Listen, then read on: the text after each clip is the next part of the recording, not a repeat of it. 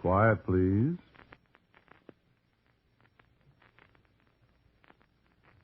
Quiet, please.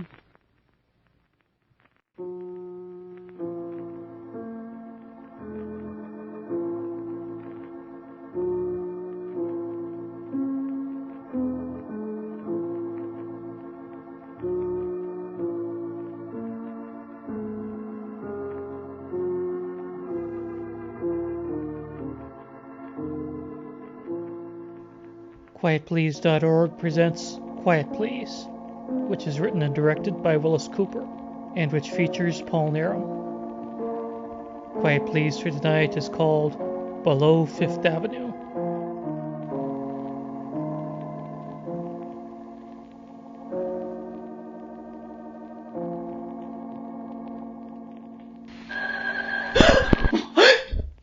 You'll just have to excuse me. Sudden sounds, things like that. And I'm just so upset. I'm coming, for heaven's sake. Yes, here I am.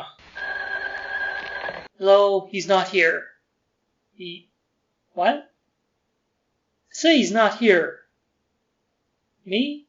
I'm his, manservant.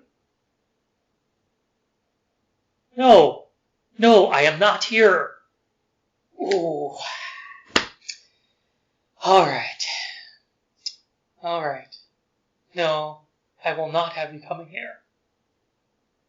I'm just in a tizzy. You can't come over here. What? Hello?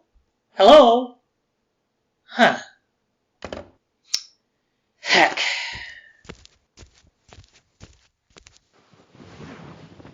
I declare I'll never get adjusted.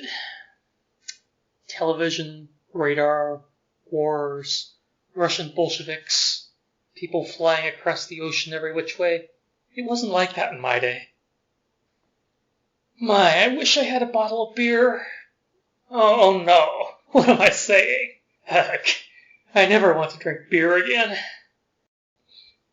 No, sir, it certainly wasn't like this in my day. There wasn't anybody flying every which way across the ocean in my day. Not till this young fellow did it. Well, sir, when I heard he was going to fly the ocean, I just said to myself, I'm going out to Roosevelt Field and watch him take off. For after all, didn't he used to fly the mail right smack over our house in South Beacon, Illinois, practically every night? I just felt like an old friend, and simply had to see him take off. So I went out to Roosevelt Field, and what a journey that was. Of course, I got there too late, and all I got was a lot of greaseball mechanics standing around and shaking their head and feeling sorry for Lindy. Well, I had my revenge. Take it from me. I took a girlfriend of mine to the fights at Yankee Stadium the next night. This Jack Sharkey or George Sharkey or Tom Sharkey or whatever his name was fighting this big hooligan named Maloney. And the announcer stood up and said Lindy was way out there over the ocean, and we should pray for him. And we all stood up and prayed, even this Gwen Darling that was with me. I mean, her name was Darling. And you know what happened? That was the 20th day of May, 1927. And on the 21st, Charles Augustus Lindbergh landed at Le Bourget Field in Paris. Wasn't that wonderful? I sent him a cable, but I suppose he got so many cables. My, it seems like just yesterday. Oh boy, does it. Where was I? Oh yes. After the fights. You know, it's funny, I don't remember who won. We came downtown on the subway, but then Darling wanted to ride on top of a bus, so we got off somewhere and got on top of a Fifth Avenue bus. She lived down in the village. Greenwich Village, you know? I went past her house yesterday, and it isn't there anymore. And there isn't any Gwen Darling in the phone book, so how can I find her? I ask you. Well, anyway, she wanted to walk. Oh, those people that always want to walk, and I have a bunion as big as heavens. I always say there's nothing worse than a bunion. Well, we got off at 14th Street, and We paddled down to Fifth Avenue. When we got to 10th Street, there was a great big hole in the middle of the street. And Gwenny looked at me and said one of those awful cliches people always say, you know? New York will be a nice town if they ever get it finished, won't it, Romney? I read the New Yorker too, darling. It wasn't the New Yorker, it was the Digest. Whatever it was, I read it. What do you suppose they dig those holes for? Somebody lost a dime, I suppose. Huh, that was in Life last week. It was not. I made it up. Isn't it wonderful about Lindy? Everywhere you go, there's a hole in the street. Now that's a bright remark. What are they for, Romney, really? It's all full of little men who live down there. They have to come up for air sometime. Really? Oh, you're kidding. I am not. There's little green men down there, and they eat covering off the electric cables. That's what causes short circuits. And they bore holes in the pipes down there, cause water mains to burst, and they just freeze the dickens with things. And when they get mad, they blow the manhole covers off and cause all sorts of trouble. Really, Romney? You'll believe anything, won't you, darling? Well, you're so convincing, Romney. You're a little idiot, Gwenny. I'm 2 inches taller than you are. Oh, be still. Romney, What? let's go look down there. Down where? The excavation. What for? I want to see what's down there. Pipes. I want to see. Well, go look, for heaven's sake. I'm afraid to. Jiminy crickets. Come on. You don't have to drag me. I couldn't drag a great big horse like you. Romney Greer, you can't talk to me like that. Go on, look. Nothing but pipes I said there were pipes, dear. and wires. Cables, we'll call them. Romney, What? look, a ladder. Well, Let's climb down. you dotty girl? I want to see what's down there. Well, I don't. Romney, please. No. Please, Romney. No. Come on. Gwen, get away from that ladder. Come on, Romney, I'm scared. Oh, you. You.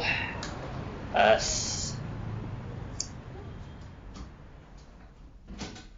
Get your fingers out of the way.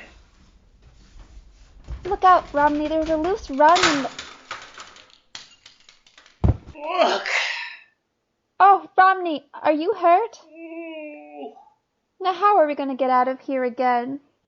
Hey, you! Who's that? What are you doing down there in that hole? What hole? What are you doing down there, I said? What? We were just, looking around. Well, you just wait till Van catches you. You'll wish you hadn't. Now see what you've done. Let's get out of here, Romney. How, fool? You can't get out. I saw you break that ladder. Sir, I'm very sorry about the ladder. Fat lot of good that'll do you when Van sees it. Who's Van? And who are you? Don't worry about me. I just work here. Excuse me, sir. I can't see you. It's so dark down here. Look down at your feet. Eek! Van! Van! Hey, Van! Help! Here, what's going on here? Sir, This big fat woman feed on me, Van. Pull her off. Why, the fat lady should be more careful. Here, give me a hand, mister. Why, isn't she a whopper? Gwen, you get up. Oh. Oh. I thought I saw a little man. Oh, he's still there. Romney. My throat! Gwen, my throat! Now perhaps you will believe me when I make a statement, Miss Darling. You said, Did he tell you about the little man, young woman? I was just joking, sir. I made up a fantastic story about little men. Mm-hmm. It was made up out of whole cloth, sir, I assure you. A likely story. Sir? A likely story. We shall have to go into this. Romney, Hey, look at the little man. Why, what about him, ma'am? He's eating the covering off the cable. Well, after all, lady, it's time for his midnight lunch, isn't it?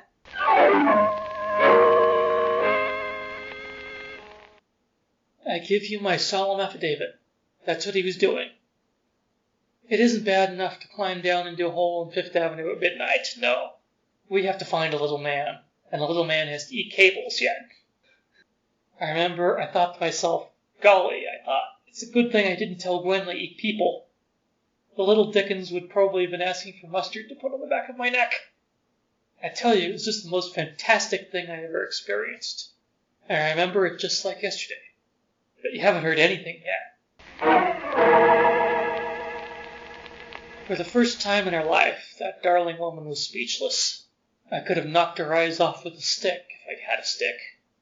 She didn't say a word until the little man took one last bite of the nice sled and came over and grabbed her. Ah! Walked right up the side of the excavation with her over his shoulder. I could hear her hooting and hollering all the way down to Fifth Avenue. And the little man came scooting down and grinned at this Van fellow. She won't come back, Van. Now, maybe she won't, but we better move the hole. Better do which? Move the hole. Where to, Van? Make it the corner of Vanderbilt Avenue and 42nd. Vanderbilt and 42nd? Right by Grand Central. Goody. And watch that turn at 42nd Street. It's tricky. Oh, sure, Van. 42nd and Vanderbilt, and make it snappy. I tell you now. I looked up and I saw the buildings on Fifth Avenue sliding by the top of the hole. Pretty soon the streetcar tracks at 14th Avenue went overhead. We picked up speed, and the hole was just whizzing up Fifth Avenue. Me? I just sweat bullets. Bail out? How could I bail out? We were going 40 miles an hour. The thing was like 15 feet deep if it was an inch. Besides, this Van fellow had me by the wrist and I couldn't wiggle. I'm not going to answer it. I simply will not answer it. I won't. I won't. I know who it is. Oh, well, for goodness sakes. I said you cannot come here. Van, listen to me. What? No, Van. Yes, Van. No, Van. I will not. No, now you will stop calling me, Van. Goodbye. Yes, that was the same Van. I will not see him. Where was I? Oh. So I parked the hole at the busiest spot, Vanderbilt and 42nd, and the front end of a taxi cab fell in the hole. We had to move it. And then I said, well, I guess I'll be going. Because I was scared green, you see. Nothing like this had ever happened to me. I had about all I wanted. But this Van wouldn't hear of it. No, buddy. We're going to find out how you know so much about our business. Mister, honestly, I don't know anything about your business. I just made it up. Really. I have a very active imagination. Yes, you have that. You imagine little men eating lead off the cables. Yes. Funny, they never ate it before. Hey? You heard what I said. What else did you imagine? Nothing. Well, imagine something. What? Anything. I want to try an experiment. Well, should I imagine these little men haven't got any names? That's awfully easy. Let's see. Hey, you, what's your name? Me? I haven't got any name. You're Melvin. I am not. I haven't got any name. Well, imagine something else, Mr. Greel. Romney Greel. I'm a sign painter by profession. Imagine something else, Mr. Creel. Well, I imagine everybody who comes down in this place is turned into a little man. Is that so? Go on, Mr. Greal. I had a sudden inspiration. Aha, I said to myself. Aha, and then I spoke out loud. I imagine I'm out of this hole and down at 10th Street and 5th Avenue again. And whoosh, zip, bang, bounce. I am staring at the church at the corner, and there isn't a sign of a hole in miles. You know what I said? I said, wow. Wowee, I said. And I started across the street and fell flat on my face. Why? I tripped over my pants legs, and I heard a loud shriek, and there was a policeman galloping up the street away from me, turning his head over his shoulder with his eyes bugging out and yelling bloody murder. Well, I said, for goodness sakes, and I tried to get up. Tried. Darn near fractured my patella. Why, my suit was too big for me. My suit was way too big for me, and I knew why the policeman ran away. I was a little man. I was 2 feet high. I'd imagined one too many things. What was I to do? Goodness, I couldn't go home this way. It was all I could do to crawl. Then I had a brilliant idea.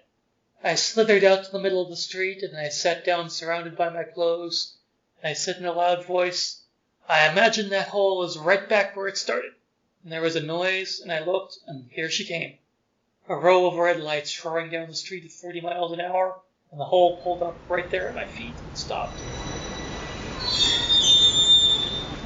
And there was this fan, sitting on the edge and grinning like an ape drinking a bottle of beer. Nice imagining, Romney. Have a drink? Well, this was Prohibition, remember? A bottle of beer was a bottle of beer. So I had one with Fan.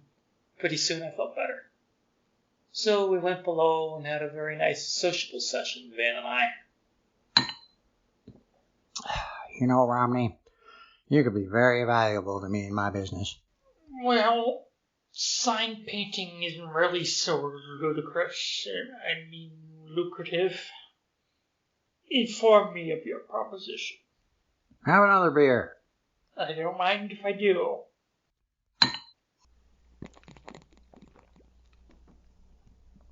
This is very delicious beer. Make it yourself? Yeah, the little men make it. Convenient. Convenient, I mean. Could you tell me something about your work, Van, old boy? Well, let me see. We have the water main department. Water main? Now, they're in charge of breaking the pipes that carry water to the houses in Manhattan. Why don't you have a department that attaches the water pipes to the gas pipes, old boy? Excellent. Now you see how valuable you could be to me. It's nothing.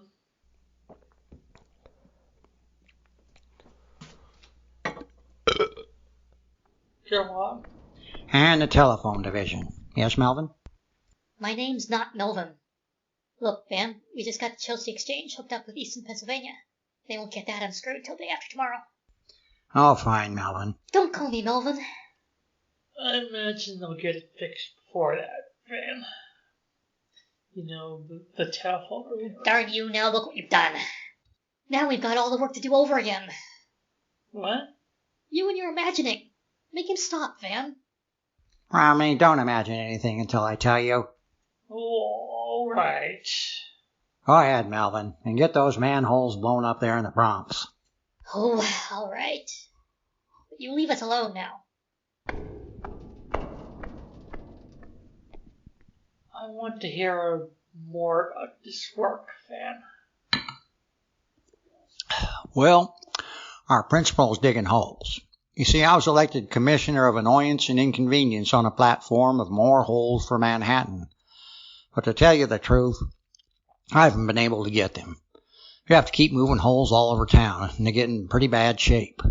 Just as we got traffic snarled up in one location, the little man reports a new place where everything's going smoothly, and we have to move a hole. We're just worn out. Oh, I imagine another 10, 20 years. Yes? What, Romney? Why, I imagine you'll have millions of holes. You have so many that you will leave them standing for months. Think of that. Ah, thank you, Romney. Millions of holes. Oh, I can see Madison Avenue dug up for blocks. And just staying that way for months and months. Oh, man. I imagine that's the way it'll be. Oh, thank you, Romney. Don't mention it. You're hired. I'd like another beer, please. A what? Set of plea beers. Oh, sure, here. Thanks. Hey, I have an idea. What? Let's put a hole right at each end of the Brooklyn Bridge. Oh, that'd be fine, Romney. But I haven't got any spare ones. Oh, I imagine we could find a couple.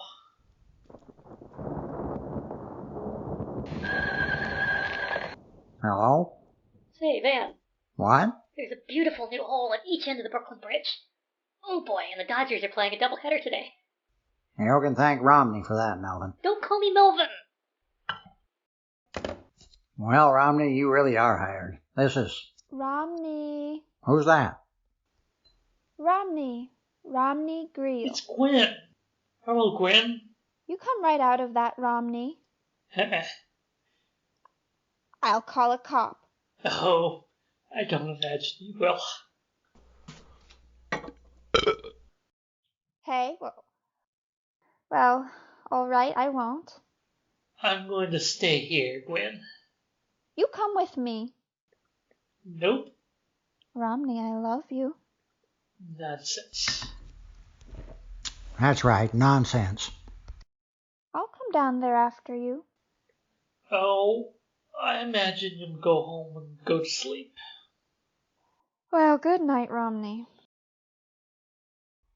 Can you beat that? She went away. Sure. Got any more beer? Millions. Say, what do you think will become of that girl? Don't worry. I imagine I'll see her in 20 years or so. Beer? Thanks. Say, can I blow up a manhole? Sure, where? In front of the office where I work. Where I worked. Broadway and 8th. Sure, press the button. No, this one. This one? Yep. Okay.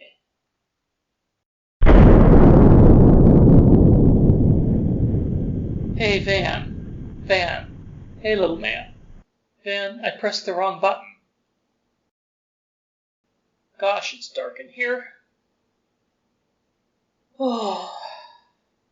Oh well, that beer made me sleepy. I'll take a nap and then I'll look for him. I imagine I can get a good long sleep.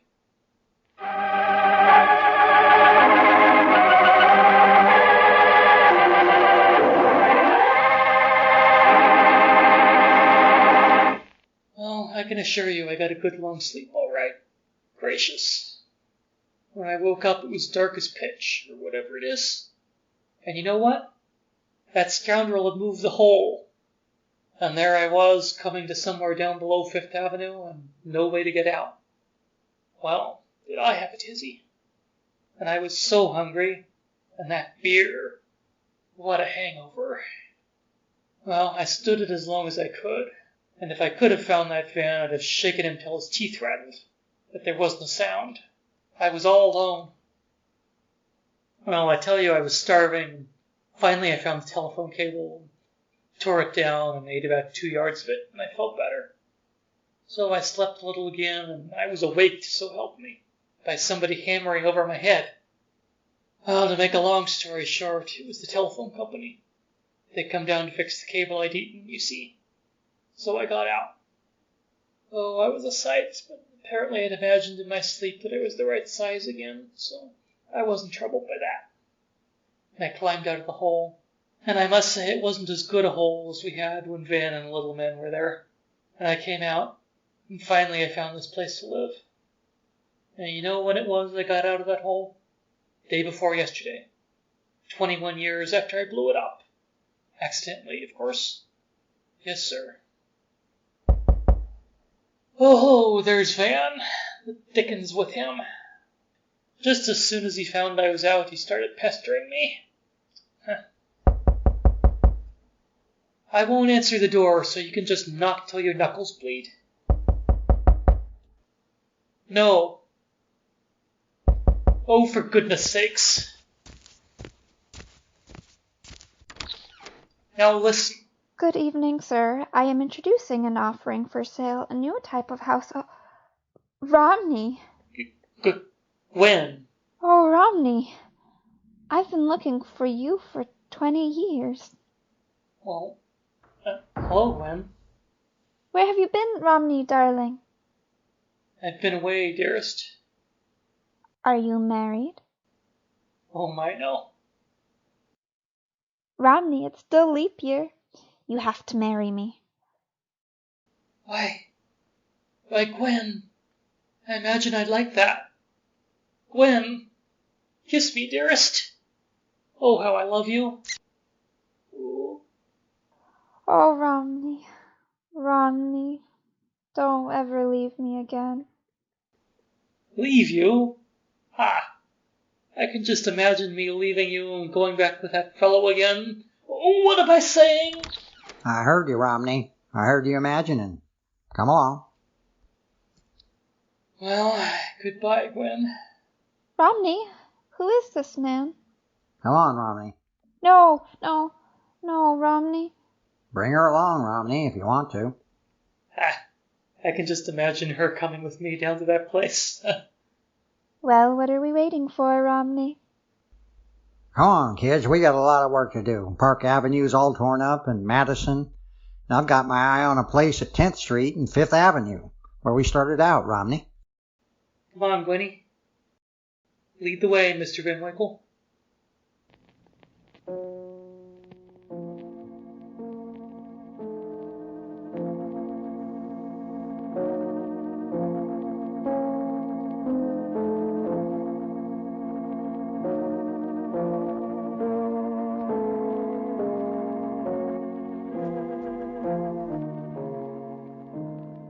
The title of tonight's Quiet Please story was Below Fifth Avenue. It was written and directed by Willis Cooper, and the man who spoke to you was Paul Narum. Paul Moss played Van. Hyde Vert was Gwen. The music for Quiet Please is played by Albert Berman, who also composes the special music for the program. Now for a word about next week's Quiet Please. Here is our writer-director, Willis Cooper. You never met any of the characters in tonight's story, and you never will, because I invented them all except Van, for whom I thank Washington Irving. As to the whole, it's there at 5th Avenue and 10th Street, or was when I came to the studio tonight. Maybe you'd like to go look if you live in New York. Next week's Quiet Please is called 100,000 Diameters.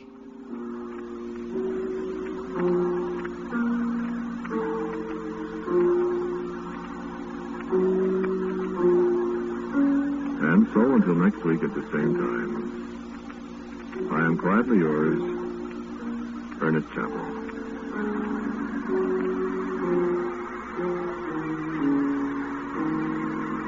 Quiet Please comes to you from New York. This is the Mutual Broadcasting System.